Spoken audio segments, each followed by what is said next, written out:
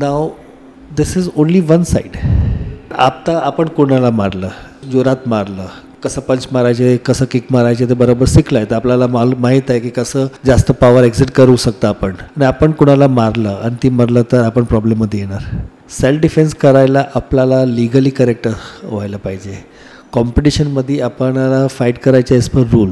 Over here आपल्याला as per rule fight नाही आहे, बट आपल्याला लिगली करेक्ट असू पाहिजे. आपल्याला हे बघायचं आहे की मी जेव्हा सेल्फ डिफेन्स करतं ओव्हर यूज ऑफ फोर्स नाही करत आहे.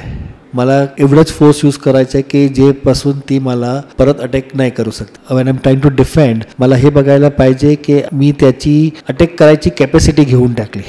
मी त्याला हातवर मारलं, पायवर मारलं की ती मला परत अटॅक नाही करू शकते आणि मी डिसएंगेज व्हायचे आहे. पेशन्स दाखवून आपल्याला परत यायचं, ते फाईटमध्ये एंगेज नाही होताना परत बाहेर घ्यायचं, ते इम्पॉर्टंट आहे.